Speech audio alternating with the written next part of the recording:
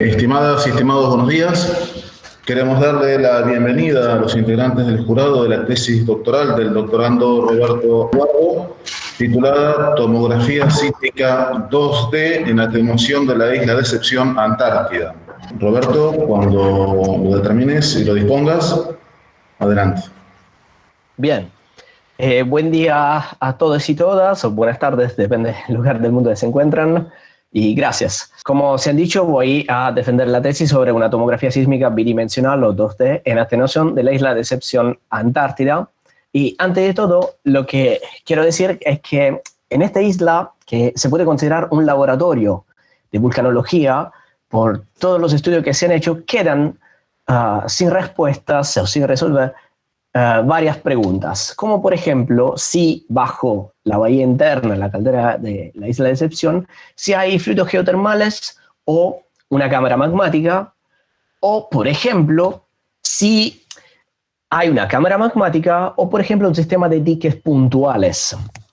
Y entonces, para responder a estas preguntas, es necesario caracterizar las diferencias locales de atenuación y comparar objetivamente con estudios previos mediante los sistemas informativos geográficos. Y es lo que se hizo en este trabajo de tesis.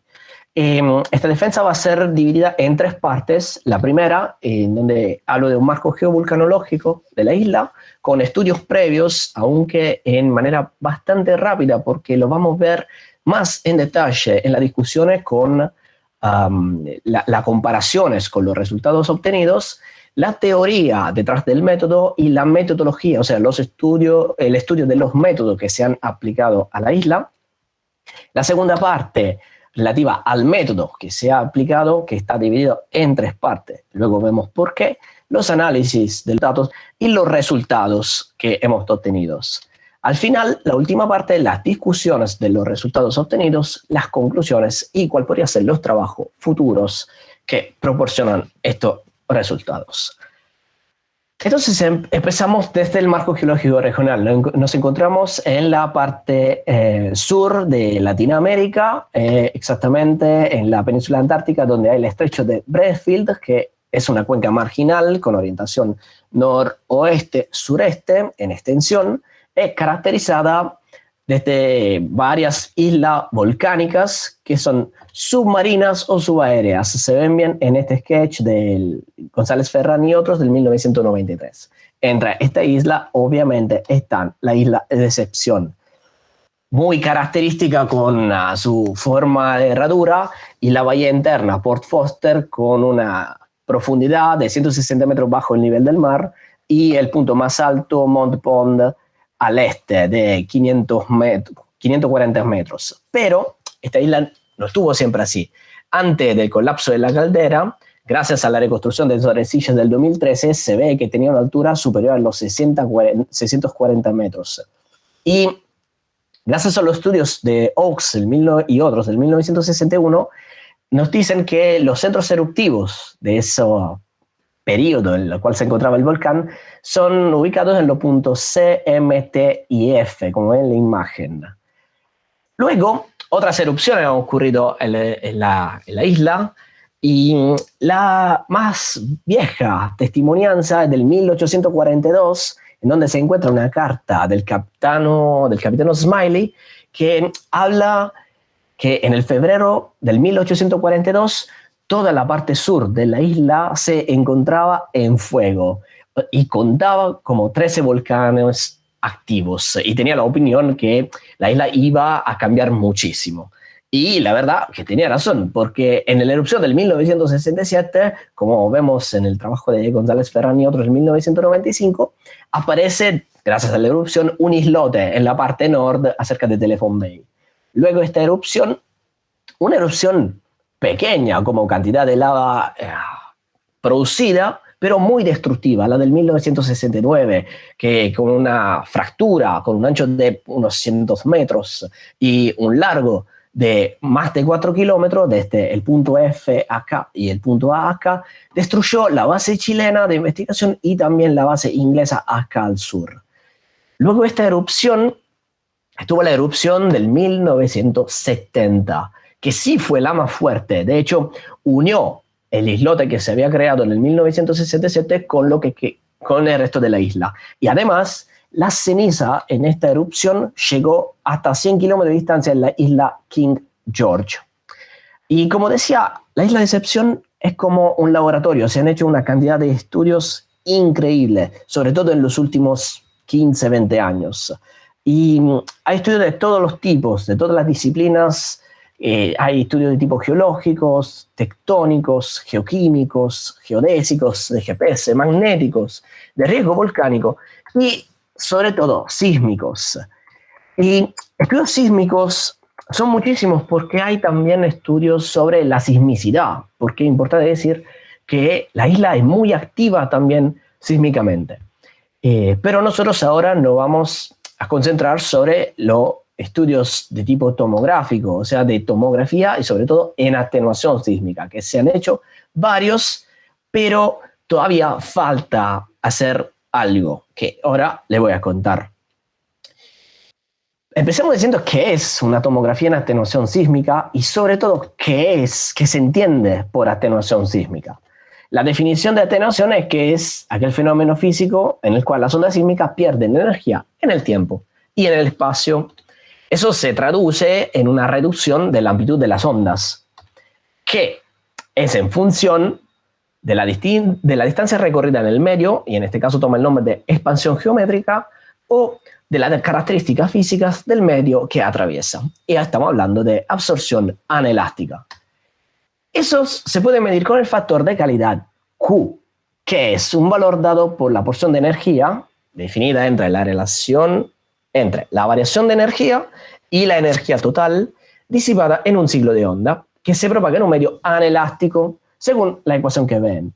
Es importante poner la atención en el Q que está al denominador. Entonces, altos valores de Q significa baja atenuación, mientras bajos valores de Q significan alta atenuación. ¿Y eso cómo se traduce en términos geológicos, vulcanológicos? Baja atenuación producida por las rocas compactas, con baja actividad sismotectónica, sin variación de temperatura o contenido en fluidos, mientras la alta atenuación es dada por rocas sueltas, ricas en fluidos, zona de alta temperatura o material en estado parcialmente fundido. Siendo la Tierra heterogénea y anisótropa, las ondas en atravesar sus capas pierden energía y además sufren efectos de refracción y reflexión. Tanto más fuertes son estos efectos hasta que llegamos a hablar de lo que se llama scattering, que es el efecto dado por una heterogeneidad que actúa como foco secundario, que genera ondas secundarias y produce una reradiación de energía. Cuando la heterogeneidad produce una reradiación, estamos hablando de single scattering. Si la mayoría de la energía se propaga hacia adelante, hablamos de forward scattering. Si la mayoría se propaga hacia la fuente, hablamos de backscattering. En casos superiores de interacciones, radiaciones, de reflexiones múltiples, se habla de multiple scattering. Y en el caso se llega todavía más interacciones, se llega a lo que es un ambiente difusivo, o sea que respeta el modelo de la difusión. Y estos se pueden medir. Estos efectos hacen perder energía a las ondas directas, que luego se redistribuye en las ondas de coda. O sea que podemos medir estas características a través de la onda de coda. La coda es la parte terminal en una traza sísmica. Y entonces el factor de calidad Q, que hemos visto en una diapositiva atrás, toma el nombre de factor de calidad QC. El AC está por coda, obviamente. Y se han hecho una cantidad de estudios increíbles sobre el factor de calidad QC o el estudio del utilizo de las ondas de coda para investigar los volcanes. Sobre todo el último trabajo de los profesores Ibáñez y del Pezzo muestra todos los volcanes en los cuales se ha aplicado esta técnica en los últimos años y sobre todo cuál método distinto entre Gauss-Kernel, Numerical Kernel o Pacheco-Snyder. Y ahora vamos a ver qué significa esta diferencia entre los métodos. Y obviamente también a Decepción se ha hecho trabajo en atenuación sísmica. Y entonces en la metodología, o sea, los estudios de los métodos, hemos averiguado cuáles son los métodos de atenuación sísmica que se han aplicado a decepción y qué tipo de método se ha aplicado. El primero fue lo de Vila y otros en 1995, en donde tenían en consideración un modelo de single scattering. A seguir, pasan más de 10 años para llegar al trabajo de Prudencio y otros del 2013, en donde se utiliza un modelo de difusión y además se hace una distinción entre el factor de calidad de scattering y intrínseco. Para la generación de los mapas bidimensionales en este trabajo se asume como condición a priori que la probabilidad del scatter sea localizado en un punto contribuya a la formación del sismograma corresponde a una distribución gaussiana, o sea que está en el centro entre estación y fuente. Y más nos alejamos, cuando vamos afuera de este elipsoide, los valores son nulos. Una evolución de ese método es la del profesor del peso tal del 2016, que también utiliza un modelo de difusión, también en este caso con una división entre Q intrínseco y Q de scattering, pero esta vez la generación de una función pesada en el espacio, que en la que en inglés se llama Space Weighted Function, se hace mediante la resolución de la ecuación de la difusión utilizando el método Monte Carlo, o sea, ensayo y error. Y la estimación de la función que mejor se ajusta a la forma que se obtiene. Y también en este caso es normalizada respecto al punto medio entre estación y fuente. En ese caso, en lugar de una forma gaussiana, tenemos esa forma como un infinito o un 8 acostado. Y la función está descrita por la ecuación que ven, donde D corresponde a la distancia epicentral. Es importante que se diga que esa técnica se puede evolucionar más y se evolucionó con el método de Siena et al. 2017, en donde los kernels espaciales, o sea, funciones ponderadas en el espacio, para la estimación del factor de calidad Q, están integradas a un proceso de inversión, en donde las condiciones a priori son que la atenuación total es causada por el medio que comprende la grilla de inversión, o sea, se considera todo el ambiente difusivo. No hay más un elipsoide, es toda la grilla. Y las funciones de ponderación ofrecen la fila de la matriz de inversión. El nodo luego una normalización por el peso total relativo a la pareja fuente-receptor o fuente-estación. Y como ven, la grilla está ahí, del checkerboard test, y el factor de calidad QC en cada nodo, para cada frecuencia, porque es un análisis en multifrecuencias, corresponde a los parámetros del modelo y se obtiene mediante una inversión de Tikhonov de primer orden. ¿Qué significa? Lo vamos a ver luego, porque esa es la primera parte del método, la aplicación del método tomográfico. La segunda parte es dada por un análisis detallado de tipo estadístico con múltiples iteraciones para evaluar la calidad del dataset. Todo esto integrado en un sistema de información geográfica que permite análisis geoespaciales para delimitar áreas mayor resuelta o en general áreas de interés que están determinadas numéricamente. O sea, es un paso adelante respecto a la interpretación personal de quien hace la investigación, interpretación propia, y decir respecto a lo que se ve, cuál puede ser las áreas interpretadas respecto a valores numéricos, y también comparación objetivas respecto a estudios previos gracias a la superposición entre mapas distintos. Entonces, volviendo al método, los kernels espaciales para la estimación del factor de calidad Q, empezamos siempre desde la ecuación que hemos visto, pero se utilizan las medidas del QC para cada pareja fuente-receptor para fijar las contribuciones en cada nodo de la malla, no para hacer un promedio en el área. Y luego se obtienen dichas medidas desde el modelado de la envolvente de la señal. O sea que estamos tomando en consideración que la envolvente se considera desde la amplitud máxima y es filtrada a las frecuencias centrales de 6, 9, 15 y 21 Hz, con un ancho de banda igual a 1/3 de la frecuencia central. Como hemos dicho, se sigue con un proceso de inversión, o sea que una vez filtrados estos valores se obtienen por cada pareja fuente-receptor la medida del valor total del parámetro QC, y en cada nodo y para cada frecuencia corresponden los parámetros del modelo y son obtenidos mediante una función de Tikhonov de primer orden con el método del valor del ángulo para encontrar el mejor ajuste entre el valor de damping y de smoothing. Y la inversión, es importante recalcar eso, es un proceso necesario cuando estamos tratando de problemas más condicionados, lo que se llaman en inglés ill-post problems. O sea, los problemas que no presentan una solución única. Y en tomografías sísmicas, estos problemas son un estándar y se manifiestan cuando hay ruido en las señales, o sea, casi siempre o siempre. La cobertura no es uniforme en los rayos sísmicos en la zona y la zona cuya posibilidad de estudio es reducida o imposible. Por suerte, en Deception no nos encontramos en esa situación porque tenemos el dataset Tomodec del 2005, uno de los mejores datasets que existe en literatura por varias características.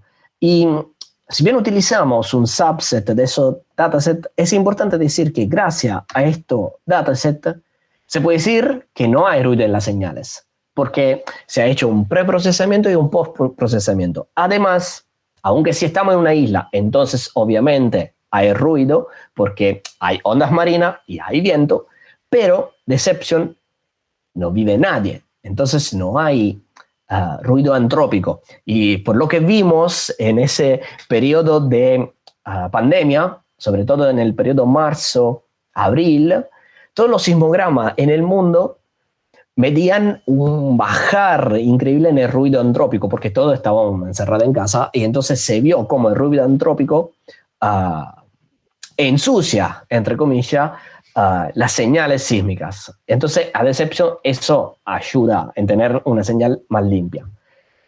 La cobertura no es no uniforme de los rayos sísmicos en la zona, porque Deception, por su morfología, permitió, gracias al experimento Tomodec, de hacer los disparos todo alrededor de la isla y además en el interior de la bahía, y la zona no es reducida o imposible la posibilidad de estudio porque vemos de todas las estaciones sísmicas, o sea, los triangulitos verdes, que está bien cubierta.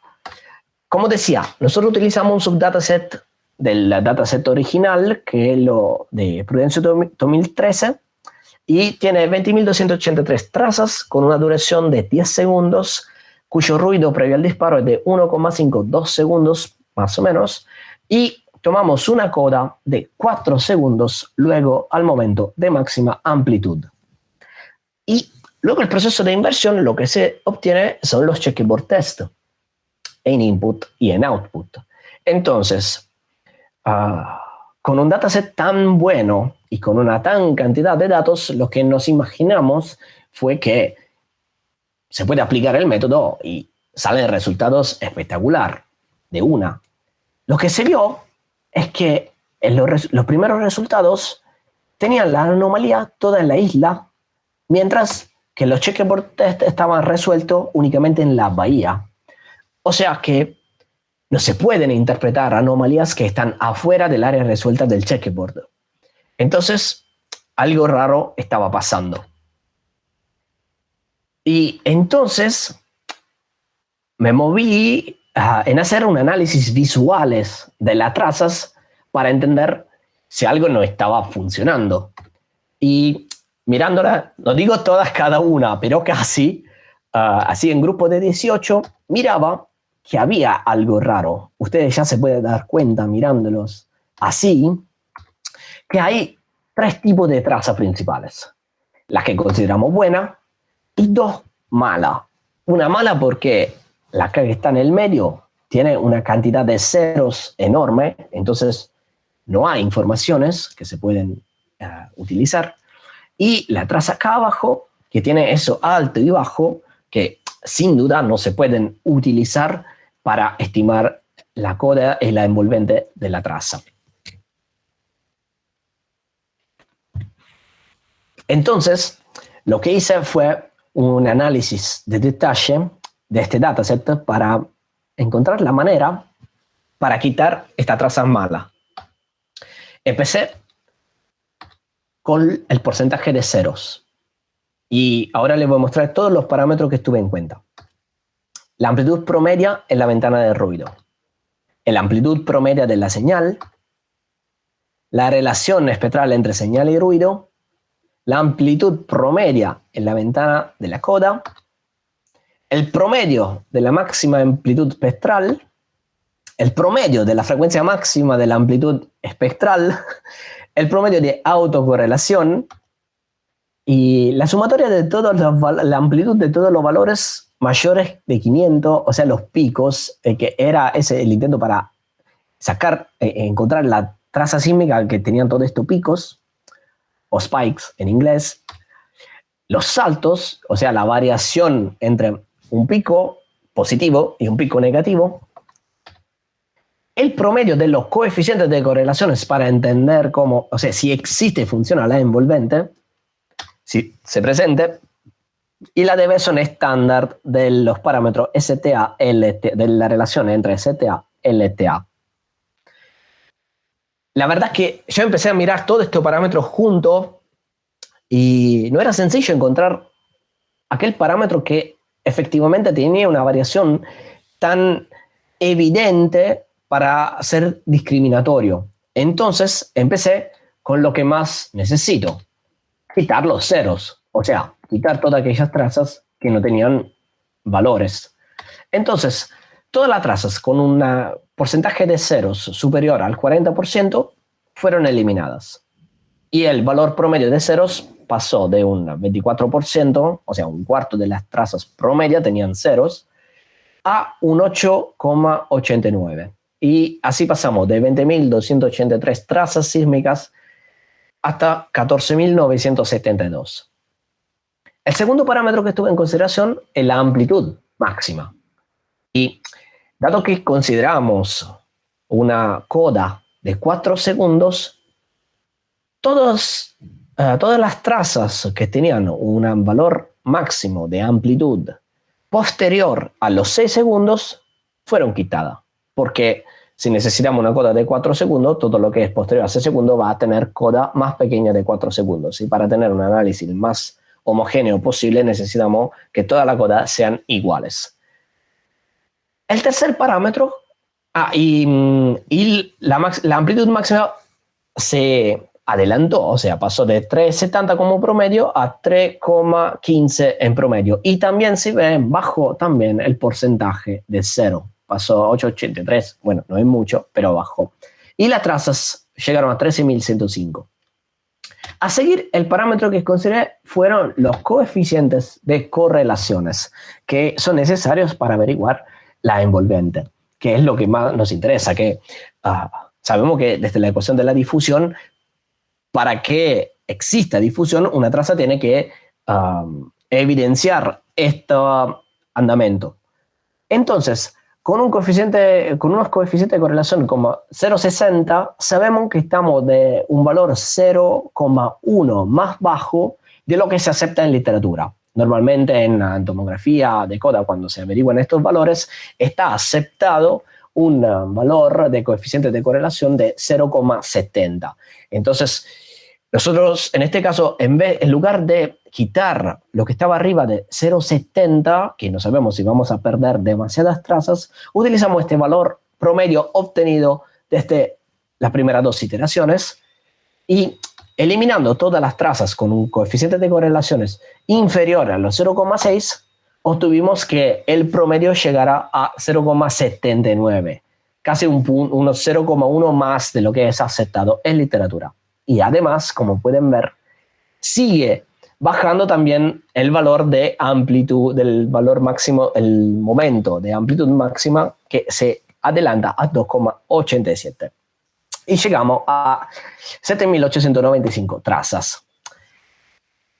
En este momento se podría considerar bien, o sea, limpio el dataset. Una cosa que aprendí en este doctorado, gracias al curso de epistemología, fue de seguir averiguando. O sea, seguir refutando mi hipótesis, mi sesgo de confirmación y averiguar que se puede hacer algo más. Y entonces hice un cálculo del promedio de estos valores y pregunté al código que escribí cuáles eran las estaciones que tenían entre estos valores promedios, valores peor. Y mirándolo, encontré unas 4 estaciones que tenían el mismo patrón. Entonces, saqué estas estaciones y los valores aún mejoraron otra vez. O sea, los ceros bajaron a 8,59, la amplitud se adelantó de un poquito y los coeficientes de correlaciones llegaron a 0,8, con un total de trazas de 7.197, comunque son muchas. Y eso averigüé en todos estos parámetros. Y como pueden ver, no hay una variación significativa entre una iteración y la otra en cada uno de estos parámetros.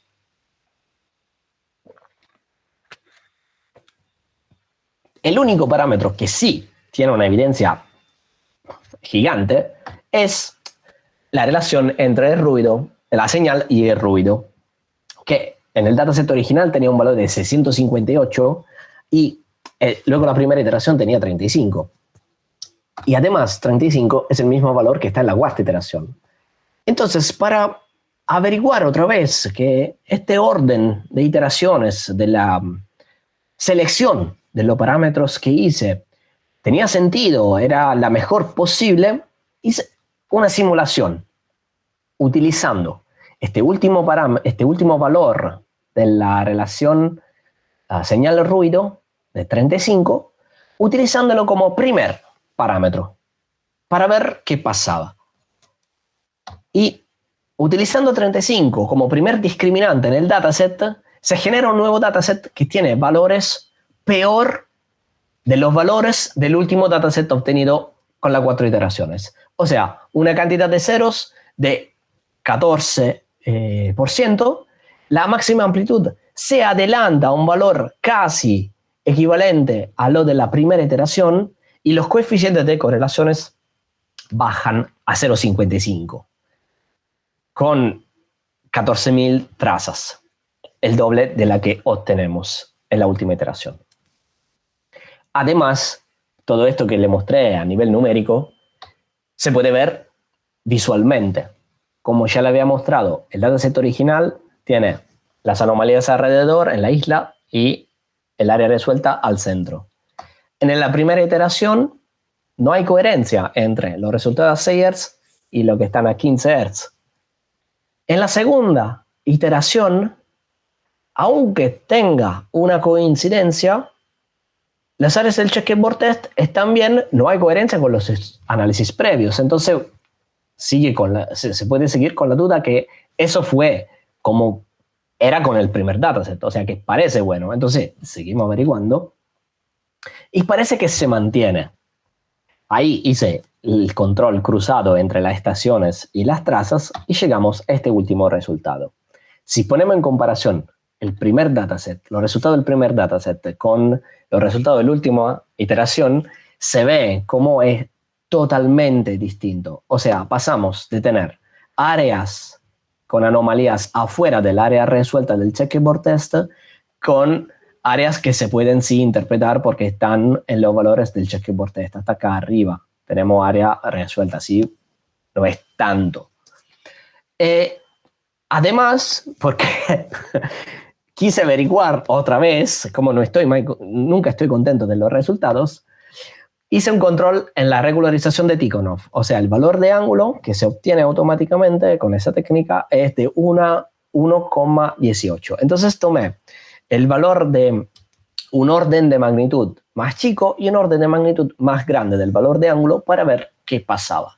Y con el valor 0,11, o sea, un orden de magnitud más chico, tenemos un checkerboard digno, pero no hay anomalías o las anomalías que hay están prácticamente todas afuera del área resuelta. Mientras en orden de magnitud superior, tampoco el checkerboard está resuelto. Todo este tipo de análisis lo hice a 1 kilómetro de resolución espacial, como también a 2 kilómetros de resolución espacial.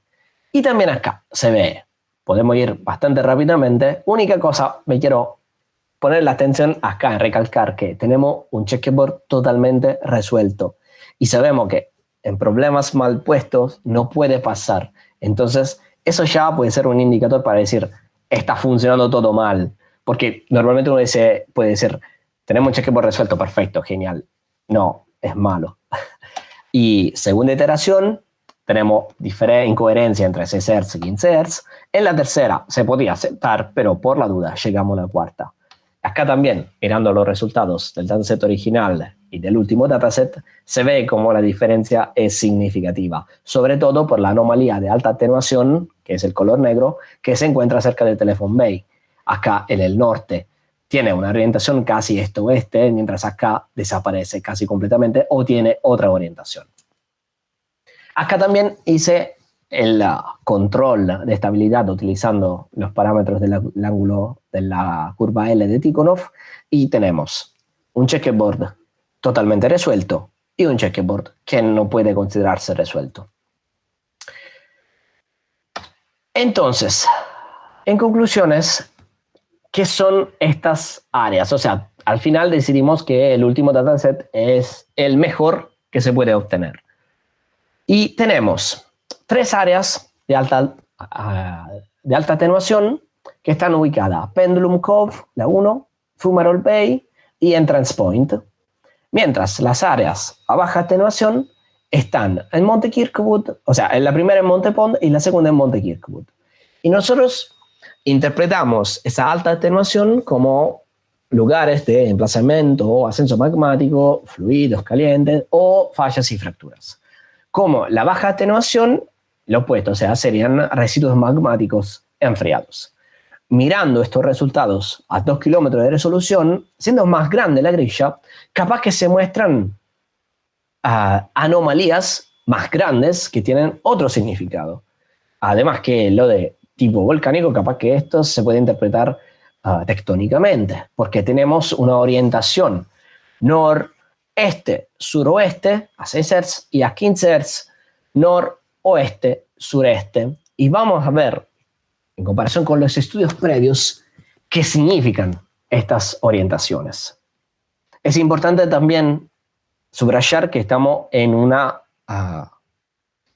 tomografía de atenuación bidimensional. Entonces, tomando en consideración la longitud de onda de la velocidad de la onda P desde la tomografía en velocidad de San Domenici 2009, como máximo podríamos llegar a una profundidad de 1 kilómetro, no mucho. Entonces, haciendo una comparación con estudios previos de tipo geológicos, tenemos el trabajo de Oaks con los centros volcánicos del grupo Precaldera, que se ubican, como ven, en la superposición de los mapas gracias a los sistemas informativos geográficos, que los centros se ubican todos a una distancia inferior de 2 kilómetros respecto a las áreas de alta atenuación.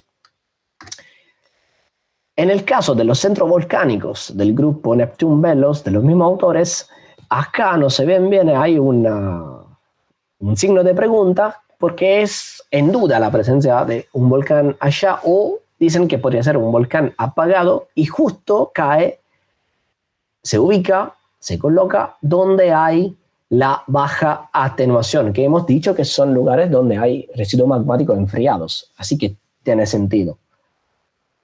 Y la ubicación de los últimos centros eruptivos se colocan también acerca de las anomalías de alta atenuación. Mirando también los estudios de tipo tectónicos, tenemos la zonación morfotectónica de Paredes y otros del 2006, que está dividido en 3 tipos. Y es importante, el tipo 2, este color más claro entre medio entre los otros dos, que se coloca, yo diría casi perfectamente. O sea, utilizando el GIS estamos con un porcentaje de superposición superior al 90%. donde tenemos las altas atenuaciones. Y esto tipo 2, porque es importante, porque son las áreas con fumarolas y fluidos calientes.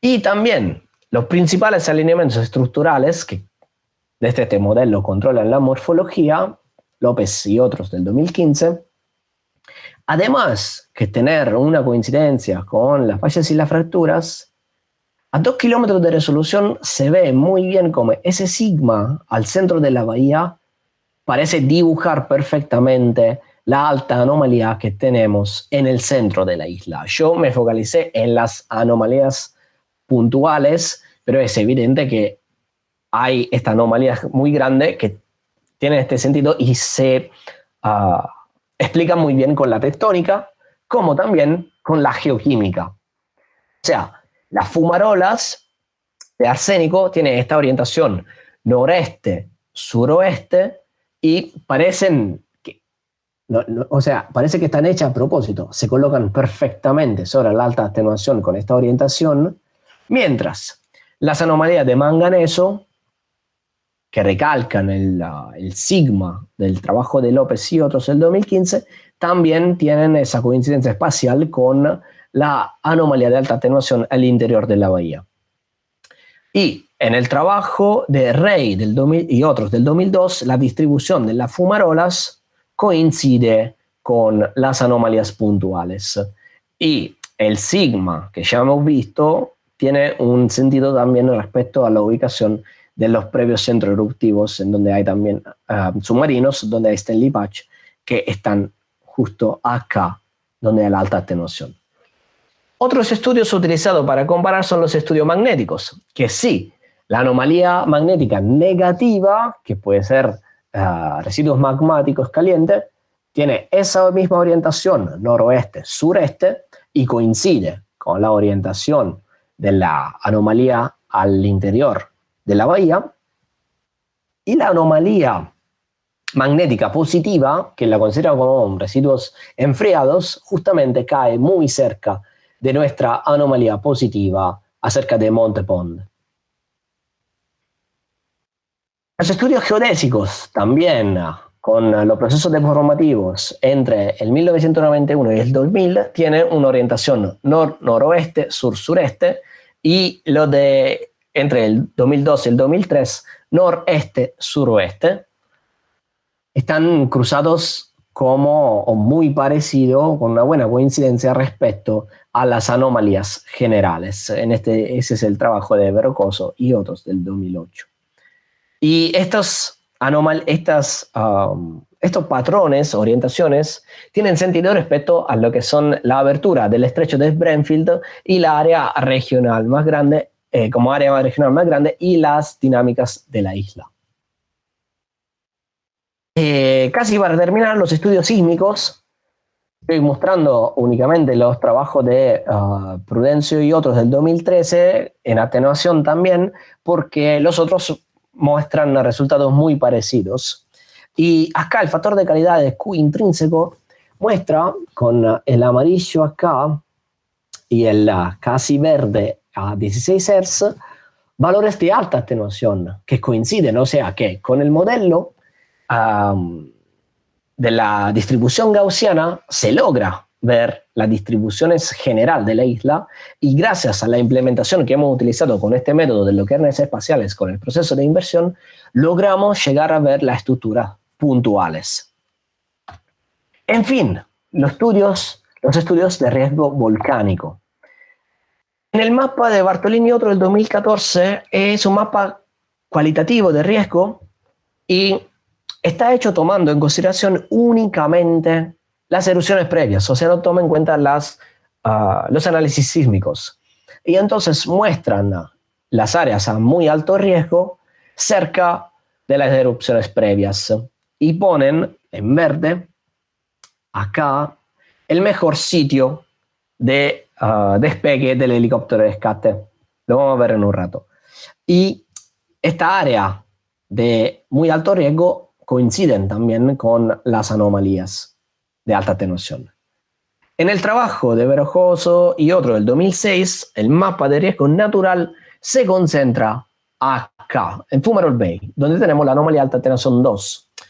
Punto que, lo voy a repetir, al final es muy importante porque en esa área se encuentran la base de investigación argentina y española. Entonces, alta atenuación que hemos interpretado como posibilidad de fluido caliente o residuos magmáticos que podría llegar a otras erupciones, se tiene que tener en cuenta.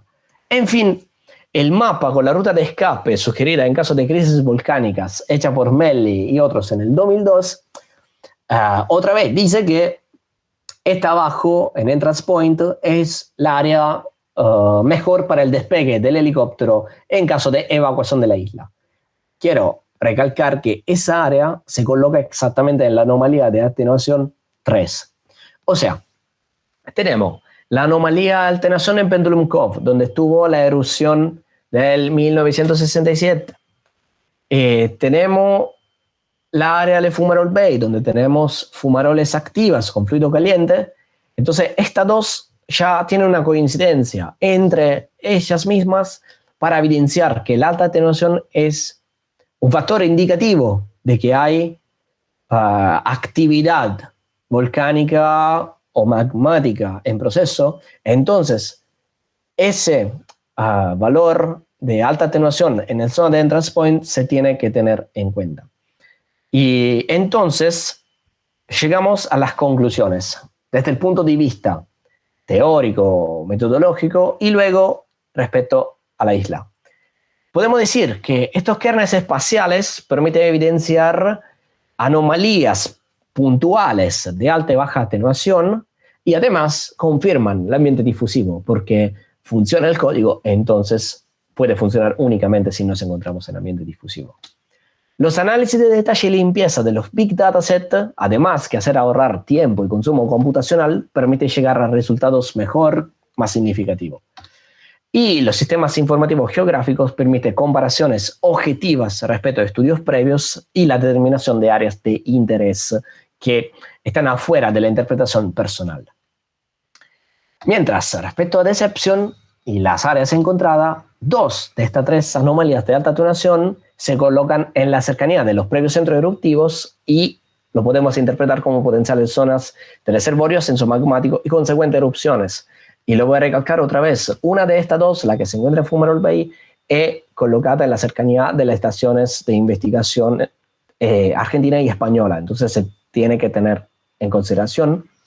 Y la anomalía de alta atenuación ubicada a la entrada en Entrance Point se tiene que tener en consideración porque es la más cercana respecto a la zona de evacuación sugerida hasta el momento.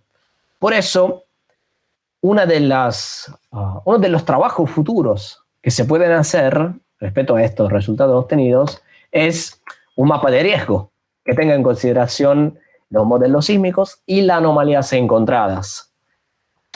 También se pueden hacer análisis en atenuación tridimensional con inversión y análisis cuadridimensional en 4D, o sea, con el parámetro temporal para ver las variaciones en el tiempo. Se pueden hacer comparaciones entre los datasets utilizando otras técnicas, por ejemplo, la tomografía en velocidad. O sea, si tenemos en consideración la tomografía en velocidad hecha por Sandomenici 2009 o Prudencio 2015, si utilizamos el dataset original y luego el dataset último de la cuarta iteración, se puede ver si hay también, en este caso, diferencias en los resultados. Y sobre todo, si estas diferencias pueden ofrecer nuevas interpretaciones. El método, como conjunto entre el análisis tomográfico del QC, la limpieza del dataset y el sistema informativo geográfico, se puede aplicar en otros volcanes activos. Y, obviamente, la limpieza de los Big Dataset se puede hacer en otro dataset producido por experimentos similares a lo de Tomodec, como lo que se han hecho en el Etna, en Teide o en otros volcanes. Y gracias por su atención. Nuevamente, bienvenidos. Bueno, por alguna razón me han designado como el portavoz del resultado. Los tres coincidimos en que Roberto hizo una muy excelente exposición, clarísima y que realmente hizo avanzar el conocimiento en lo que tenemos de recepción, a pesar de haber tanta gente y tantos años de trabajo, ¿sí? Lo que demuestra que siempre se puede, en un lugar muy estudiado, empujar el conocimiento. Esto es, realmente lo destaco. Los tres coincidimos en que tenga la nota máxima. Nada más que eso, ¿sí? Felicitarte nuevamente, Roberto. Gracias, gracias en serio.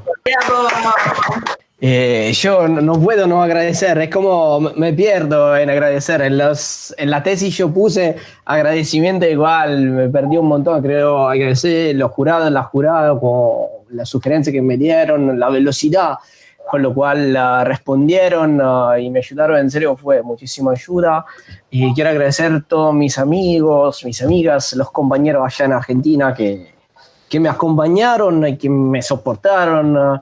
Quiero agradecer a la Carusanza, ustedes no saben quién es, pero me acompañó un montón, mi familia, obviamente.